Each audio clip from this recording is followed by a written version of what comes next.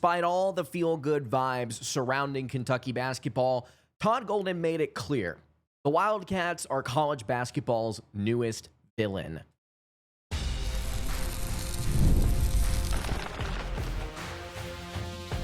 You are Locked On Kentucky, your daily podcast on the Kentucky Wildcats, part of the Locked On Podcast Network, your team every day. All right, what's going on, Big Blue Nation? Welcome on into Locked On Kentucky, your daily Kentucky Wildcats podcast. I'm your host, Lance Dawe, and on today's episode of Locked On Kentucky, we're going to talk about Todd Golden's interesting conversation with Matt Norlander, essentially equating Kentucky to college basketball's new villain. We're going to dive into that on today's episode. Also on today's show, Trent Noah.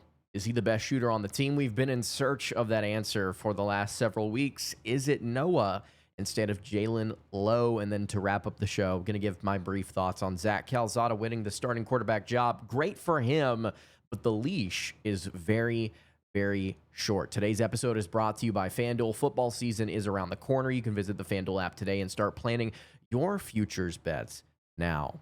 Really appreciate you guys tuning in today. If you are watching on YouTube, would love it if you subscribe to the show. If you are listening on podcast, I would also appreciate it if you subscribe there as well. Trying to get to 20,000 subscribers before the start of college basketball season. Would love it if you joined up. If you are already subscribed, really appreciate you tuning in. As you can see, a little bit of a different recording setup today. I am currently in Dallas, Texas, working with Locked On as they produce, alongside Fire TV, a college football weekly studio show. It's really, really fun. Really enjoy getting to work with everybody here at WFAA. But we still got to talk Kentucky news. And the most recent thing that I saw on my Twitter timeline that caught my attention was not a Kentucky player or coach or anything like that directly speaking. It was Florida head coach Todd Golden talking with Matt Norlander. And he essentially admitted that Kentucky, for all intents and purposes, at least according to his view, is college basketball's new free agency villain after Kentucky took Denzel Aberdeen. This was the direct quote that Todd Golden had whenever he was asked by Matt Norlander about Denzel Aberdeen. He said it's going to be different. Denzel's a great young man, and we're grateful for the time that he spent in our program. He obviously helped us win a national championship last year. He took advantage of the new world of college basketball and free agency, having a program like Kentucky that was able to give him an opportunity. From a basketball standpoint and financially, that was probably too good to turn down. He's going to have to come back to the O-Dome and get received by our fans, and our staff will be ready to compete against Denzel, and he will be ready to compete against us. He's a great young man and a good player. It's a great example of what 2025 in college basketball is like. We had to play against Riley Kugel last year at Mississippi State. He was a Gator for a few years. It's something that you're starting to see more and more. But again, Denzel's a great guy, but we're not necessarily happy to see him in Kentucky blue. But we're going to be ready to compete against him. I can promise you that. So a couple of things to point out here. First and foremost, when I say Kentucky is college basketball's newest villain, I don't necessarily mean that that's what the national media thinks. That's what you think. That's what I think, right? But what Todd Golden is saying here, when you start to read between the lines of this direct quote, he is pretty upset with the way that things have kind of gone here with the Kentucky Wildcats essentially buying Denzel Aberdeen's services here through the transfer portal. He, at one point during this conversation, when talking about Kentucky and Aberdeen and the financial process here, he started to say that Kentucky took advantage, and then he cut himself off, and then he said that it was an opportunity instead. It was getting to be accepting an opportunity. It was nobody taking advantage of a system or anything like that. He basically admitted that Kentucky didn't just get a player here, they bought one. And they didn't just buy a player, they bought a national championship. Aberdeen didn't transfer. He was poached here by a new free agency system. And by the way, that's the reality. As Golden said, he is right. That is the reality of college basketball in 2025. You're going to see kids go and explore the transfer portal to get better financial opportunities. But he makes it out Like Kentucky is the big bad here in this scenario. We don't want to see Denzel Aberdeen going over to Big Blue Nation. We're going to be ready to go play him in the O-Dome and then in Rupp Arena again. Kentucky, for all of the feel-good vibes, for all of the positive momentum that we have surrounding this program, it sure seems like on social media, Kentucky gets such a bad rap from just about every fan base in college basketball. Nobody likes what the Kentucky Wildcats are about, with what they're doing in the transfer portal, with what they're doing with their recruiting classes. Everyone's doubting, everyone's criticizing, everyone's being negative. And any opportunity you can get to get under the Kentucky faithful skin, everyone's going to take that shot on social media. And that's not what Todd Golden is doing here, right? He's being respectful in the way that he's talking about Aberdeen. He's being respectful in the way that he's discussing the process. He almost slipped up and said something I think that probably would have been a little bit more aggressive than what he's trying to convey here. But there's no doubt about it. When it comes to the Kentucky Wildcats and it comes to the transfer portal and it comes to the money that the Wildcats spent on their roster, everyone's got something to say about it. Most people negative. This is basically admission that Kentucky is college basketball's new villain when it comes to the transfer portal and free agency, at least according to possibly Golden and at least according to social media. Now, again, that doesn't necessarily mean it's the reality that we live in. It's not the reality I think that a lot of you guys live in, but for sure, villain is such a strong negative word that carries such a connotation that you would not apply to anything going on at Kentucky's program. But I would posit this for you guys. We can talk all we want about culture and about building a program and about going out there and doing things the right way and it being feel good because you've got such an awesome coach who's such an awesome person. However, the outside's going to look at places like Kentucky or places like Louisville or places like, I don't know, Alabama, Auburn, UConn, Duke, etc. They're going to look at those places spending all of this money on a new roster and going out and getting all these players. And they're going to look at it and say, hey, this is the death of loyalty. The new normal is just a death of loyalty. Nobody's recruiting anymore. It's cherry picking winners off of other programs. It's not just like another transfer with Aberdeen's case. This is a legitimate national champion. We've talked about it on the show recently about how I think Aberdeen is the perfect role player for UK. But all these blue blood bidding wars that we're starting to see here, it's going to create some negative discourse about the state of our sport. And I don't necessarily think it's fair. I don't necessarily think it's right.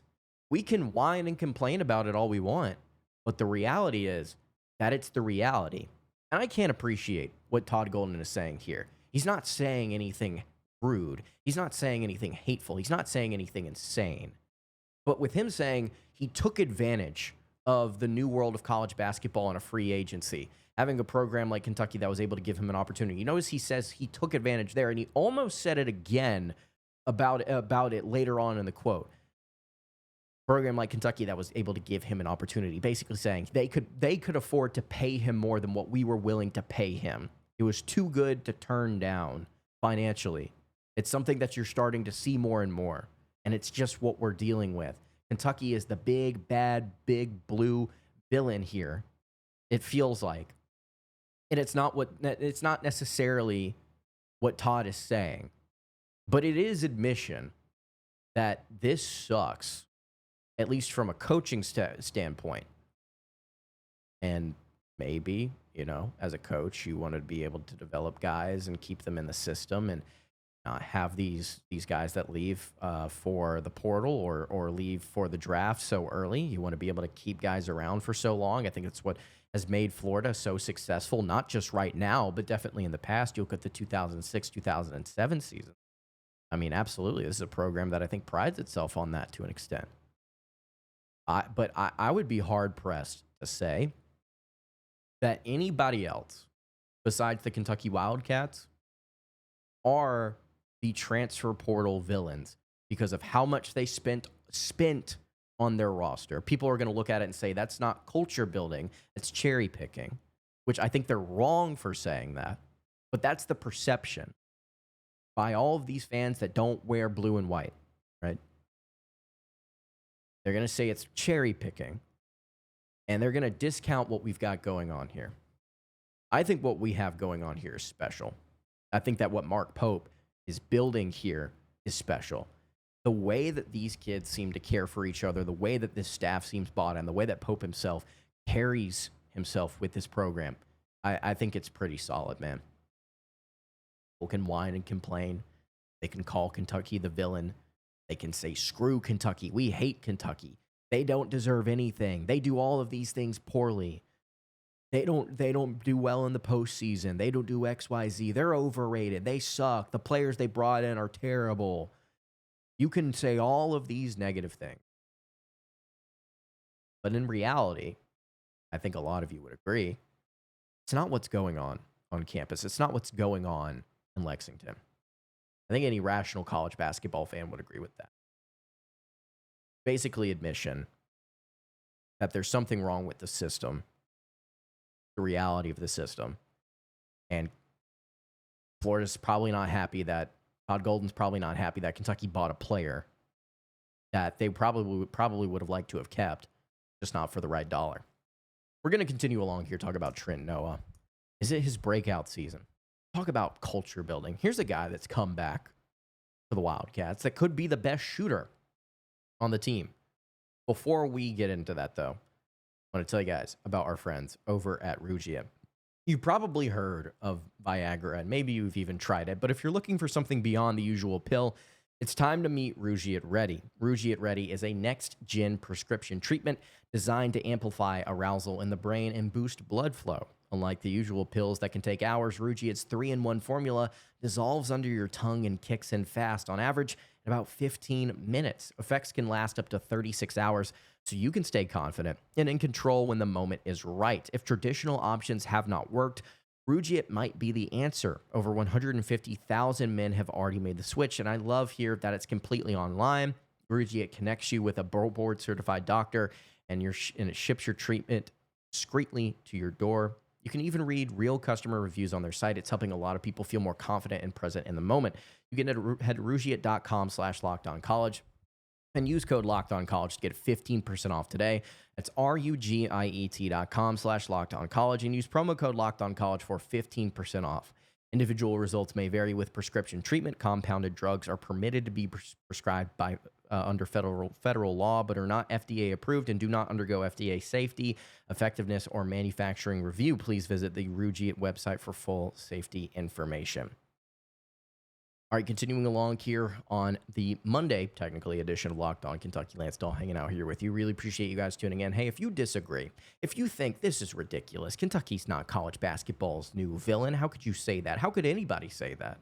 How could Todd Golden essentially admit that this is what the reality is, where Kentucky's cherry-picking his players, buying them, essentially? Sound off in the comments below. I think that the negative discourse surrounding the Kentucky Wildcats on social media is bizarre. And by the way, I know we're continuing this rant. I'll just say this real quick. I find it even more bizarre that after John Calipari left this program, you saw some major national pundits turn a blind eye all of a sudden to what used to be a darling program to them. And when the fan base got upset on Twitter, which a lot of people took it too far, I will say that. People well overreacted. But there was a lot of fair criticism in what some people were saying, and I'm not going to name names, about people that work at some high-profile media outlets that all of a sudden just completely changed their tune about not just Kentucky this season, but as them as a program. I do find it interesting. I find it very interesting that all of a sudden Kentucky goes from this beloved college program for some of these national pundits to suddenly the villain. I genuinely think that a lot of people kind of view it that way now that Cal is gone, which is bizarre to me considering just how likable the new coach is. Anyway, I've actually got something I do need to tell you guys about. We have an important request. Real quick, guys. Locked On actually wants to hear from you. We've put together a survey to learn more about our listeners and make your favorite podcasts even better. This is your chance right here to tell us what you like, what you don't, and you can answer questions about our advertising. Right now, you can go to lockedonpodcasts.com/survey to get started. Everyone who completes the survey will be entered for a chance to win one of 10 $100 Amazon gift cards. Again, that's lockedonpodcast.com/survey. You can also find the link here in the show notes. You can also, if you want to, if you're watching on YouTube, you can see this little QR code. You can scan that here as well. I'll leave it up for a second as we continue along here in the second segment. So Kentucky's college basketball's newest villain, and a lot of it has to do with their work in the transfer portal with all the money that they're spending. Coaches aren't happy, despite maybe not saying exactly what they want to say publicly. At least it doesn't feel like that. You've also got people on social media just hating just to hate. They hate us because they ain't us, as a famous movie once said. But here we are with Trent Noah. I wanted to talk about this probably last week. Whenever a tweet was posted, I believe it was by Tristan Ferris, about a specific 3-point percentage metric that some people didn't quite understand. So if you don't know, one of the things that Kentucky uses inside their gym for practice is this thing called Noah, which is actually fitting. And it shows, it does all these different analytical runs on how you shoot, where you're shooting inside the rim, the arc, the entry, the depth, etc. How straight the shot is. There is a splash zone that Noah tracks, which is essentially monitoring how many times a player can hit a quote-unquote perfect shot, like middle, dead on. You get that net whip in the snap there.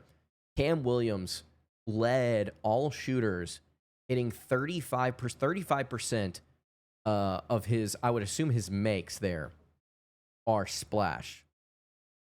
So he's the best shooter right now on the team in terms of dead eye, putting it on the money in the middle of the rim. I can only imagine Kobe Brea was leading this last year during practice. But Trent Noah is number 2 at 28% of his shots being splash, meaning just dead eye hits. And if you remember, earlier this offseason, Jalen Lowe, guy that we've been talking about so much, about could he be the best shooter? He was the one that was saying, Trent Noah is the best shooter I've ever seen. You can take it with a grain of salt because it's coming from a teammate. You can take it with a grain of salt because it's a sophomore that's not going to get a ton of run this season probably. But I will tell you this. When he is on the floor, and I think that he will get good minutes this year, solid minutes, deserved minutes. When he's on the floor, he is going to be one of the most impactful players Kentucky can throw out there. If you watch last year, there were some things that he struggled with. He was a little turnover prone at times whenever he was asked to be more of a focal point in the offense, which was rare, I want to note, but still an issue. Defensively, he was not the strongest player. He was inconsistent at times shooting the ball down the stretch, but he was making progress. He was playing way more confident, especially on the road. And it led to some really big moments. And whenever it wasn't the shot falling, guys, remember, it was offensive rebounds.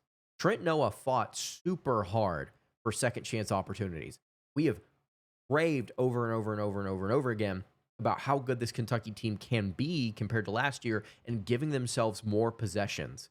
And one of the ways that they can do that is by grabbing more offensive boards, which I don't necessarily know if they're going to be phenomenal at as a team this year. But what I can say, you're going to throw Trent Noah out there and he's going to continue to build on what he did in his freshman year. I think that he's going to find success in some sort of rate grabbing second chance opportunity. He's going to hit at a really nice clip from three. We can't give like a specific percentage to that yet because we kind of need to see him take off like the way that everybody's saying he kind of is / has during the course of this offseason. But if he's like a 40+% shooter and he's just shooting the cover off the ball like people have been reporting and what's kind of been said and through back channels, like that's a pretty valuable player coming off the bench for you. And it's going to equate to what I think could be possibly, and you guys can leave a comment on this and you can say yes or no. I think it could lead to a breakout season. Like actually, you could look up and 2/3 of the way through the year, you're like, oh, hey, look, Trent Noah is averaging 7.7 points per game on crazy efficiency. And he's doing a lot of really good things for us here on the boards, like every other game. And he's getting enough minutes. He's coming in as a backup three whenever Ortega's not out there or whenever Cam's not out there. And we're making things work with Trent. And he's going out there and he's producing. He's being a productive second-year player. I think he could be due for a breakout because of the rise in efficiency, because of the physicality on the offensive glass, because of the confidence that his teammates have in him. I think that he could be primed for a really, really solid sophomore campaign. I really do. It's really nice to have players like this that are going to be in the system probably for four straight years that have the opportunity to progressively get better. And maybe it's marginal. Maybe you take a little bit of a rise and fall after your sophomore through junior year and you have a solid senior year that averages somewhere between the two. But you have the ability to develop, at least in terms of eye test at the very least, at a place like Kentucky, because you need those guys. Like Todd Golden was saying, like it's a new era here in college basketball where you've got all these players flying left and right trying to figure out where they're going to go get their next NIL deal, right? That's the reality of it. Gotta play the game. Doesn't make you bad if you lean into it or if you have more resources. Get your money up, not your funny up, Batman. Like I don't know. But guys like Noah help. They absolutely do. They are extremely valuable contributors because they're knowns and they have the opportunity to continue to develop and get better under the same coach over time. I think it's awesome.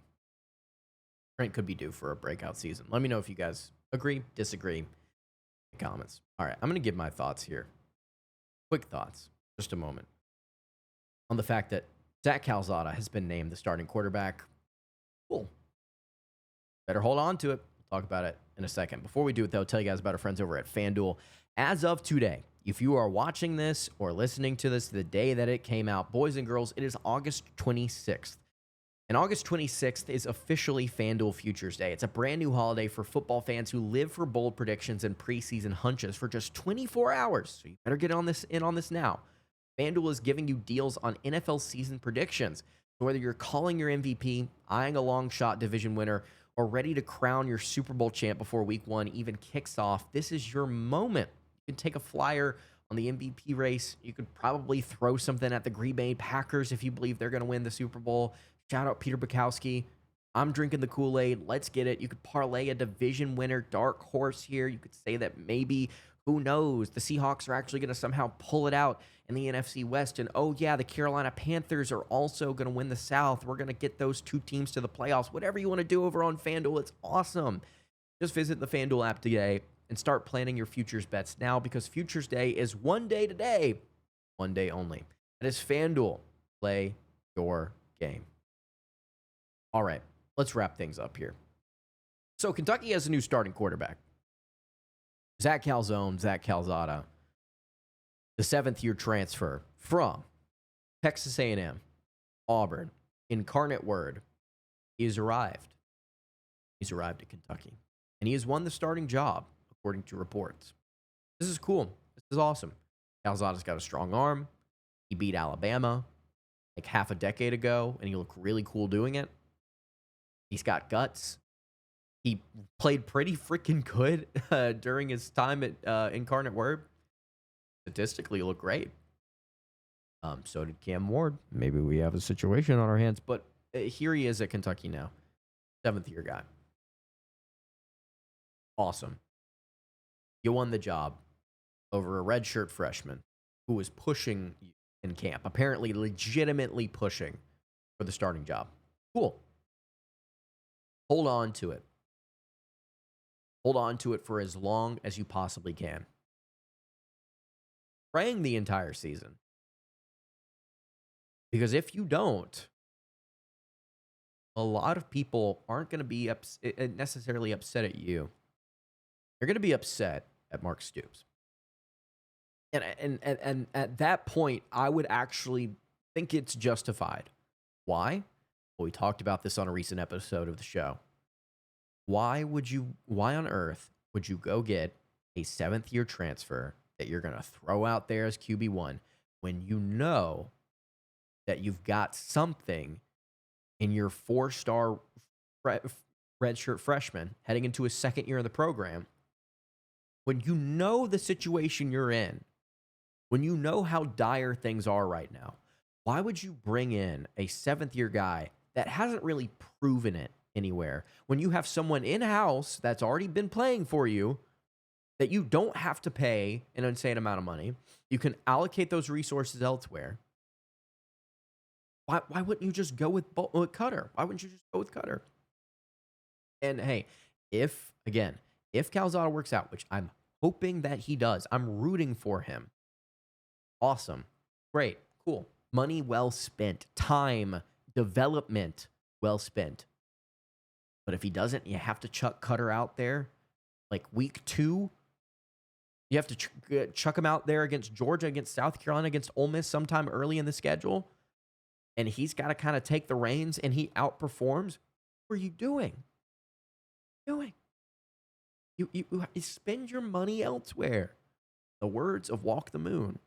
What do you spend your money on? I hope it's something of value. That we've had some crazy callbacks on this, man. I'm trying to be quiet, by the way, because it is currently. I won't tell you guys what it's late, and can hear just about anything in this hotel. So I'm sure this floor has gotten an earful about Todd Golden, Trent Noah, and Zach Calzada. We're going to have a preview of Kentucky versus Toledo later this week. The Rockets, they're good. Vegas, I think, thinks that they're a little too good. Or it's either that or they just really don't believe in Kentucky at all, which, I mean, each their own. What Kentucky does. I think they're better than a 7.5-point spread. We'll break down why. Probably on Friday is when we'll do it. All right, that's going to do it for today's episode of Locked On Kentucky. You can follow the show on Twitter at Locked On UK. You can follow me on Twitter at Lancedale_, and you can follow the show over on Instagram. That is at Kentucky Podcast. Any questions, comments, concerns, you can leave those in the YouTube comments below. Hit me on the socials. I will see you all tomorrow for another episode of Locked On Kentucky. Hope you guys have a great rest of your day, and God bless.